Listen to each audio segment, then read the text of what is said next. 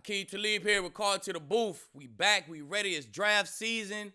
Man, I love draft season, man. We talking quarterbacks, and I got my top 10. Paul, drop that beat.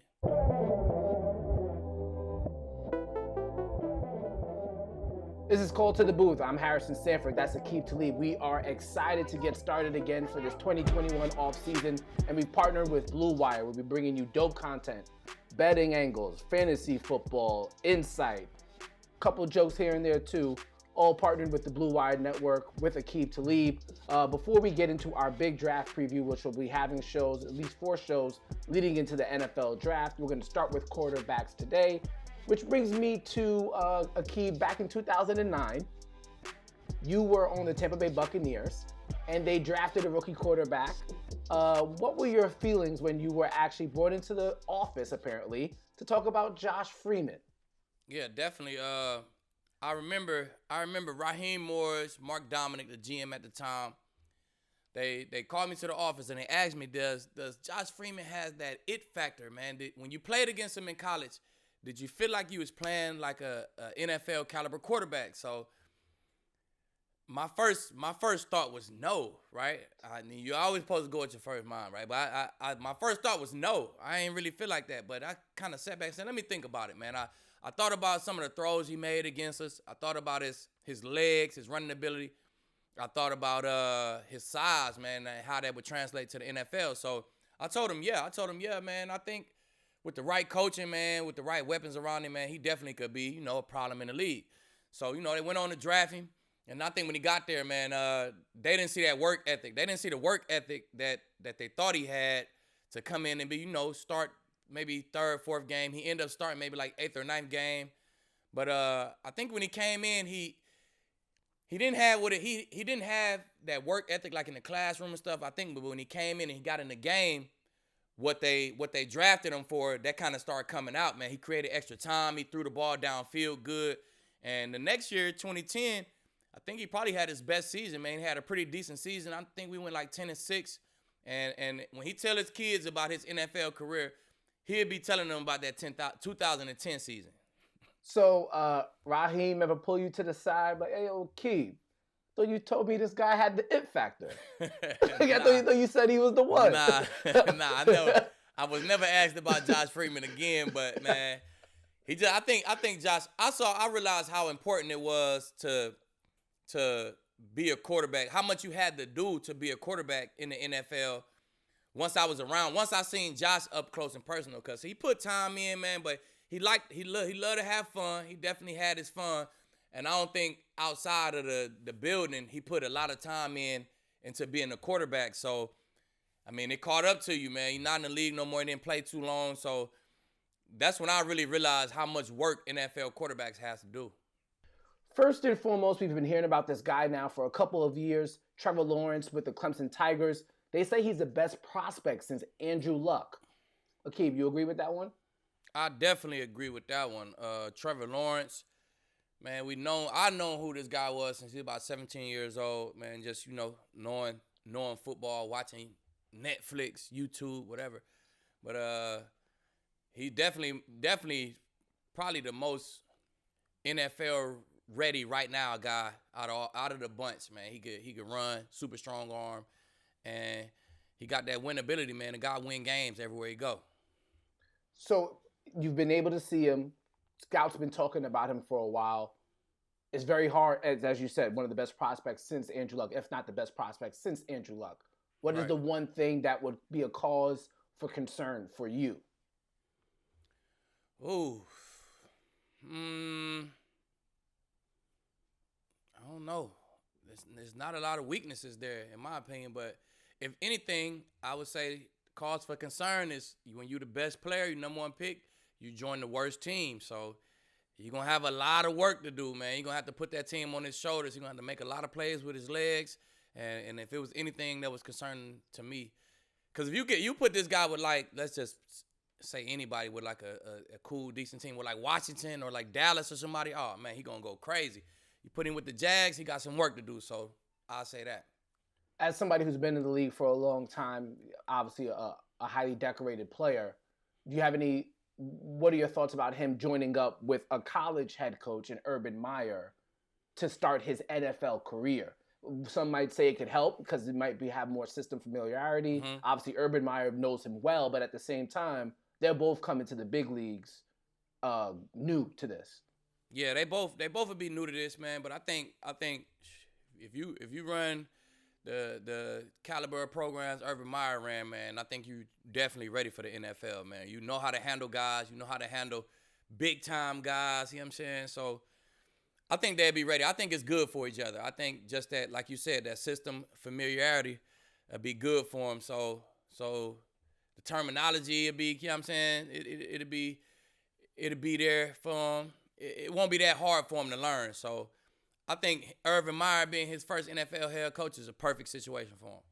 All right, so we know the deal with Trevor Lawrence. We know he's going to the Jaguars, or at least we assume. It could be you never know, but we all assume that's going to happen. Who's your number 2 quarterback on the board?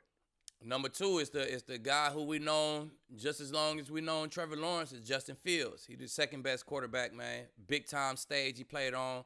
He can make all the throws. He create time with his legs. Justin Fields, my number 2.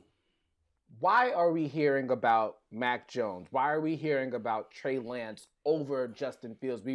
Again, you're right. Justin Fields played for the more prominent program. He seems like he has the skill set to be one of the top quarterbacks. Why are we hearing about Trey Lance and Mac Jones above him?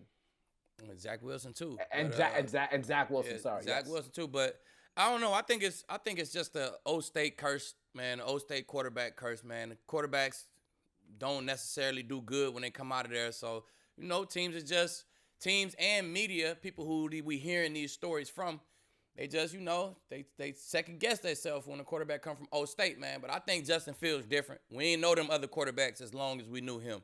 We knew this guy since high school, man.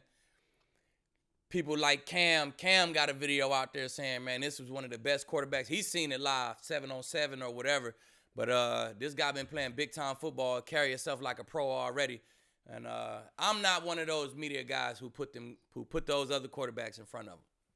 We've seen guys like Dwayne Haskins, Cardell Jones recently, J.T. Barrett. Those are the recent run of Ohio State quarterbacks. All didn't really pan out as some teams would have liked or some fan bases would have liked. All right, so that's number 1. Number 2, who's your number 3 quarterback on the board?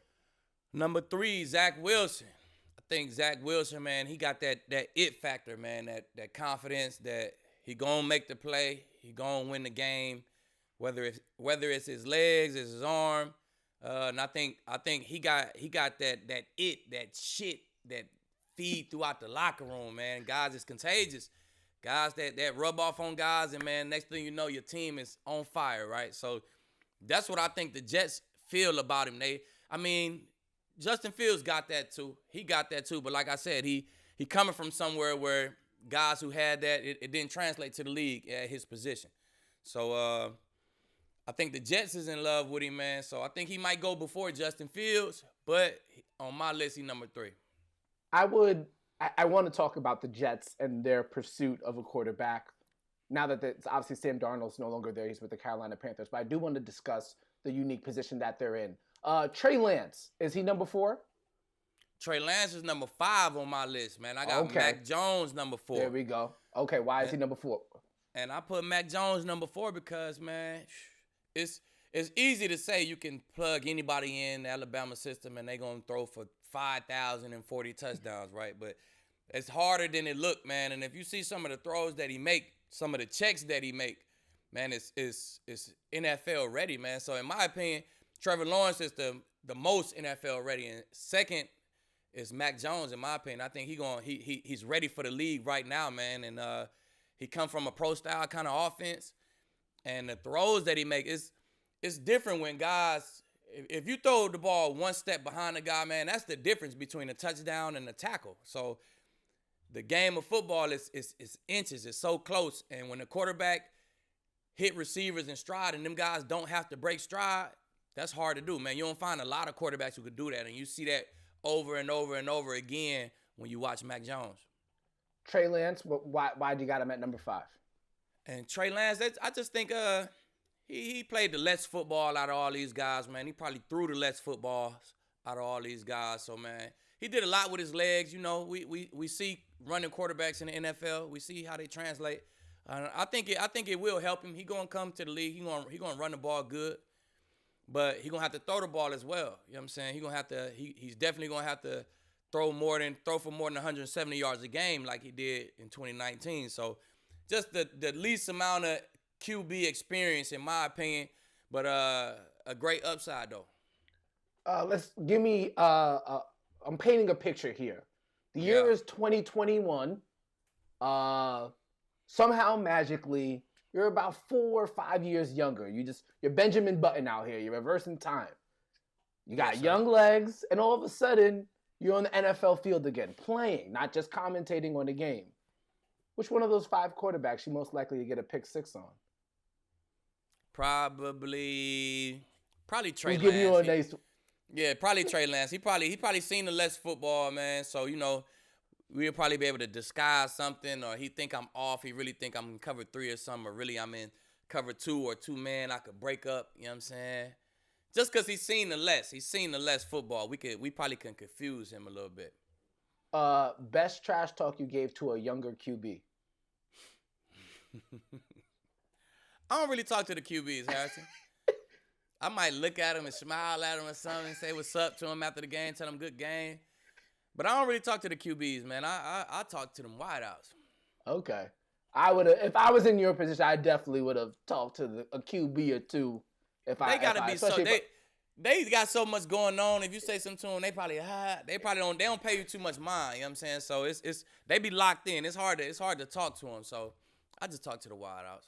All right, fair enough. When we come back, we got to get your top 10, at least version 1. We might have multiple versions of this. Right. Who knows what happens as time goes on. But we'll be right back with Call to the Move. Top 10 in the NFL draft. Aqib makes his picks.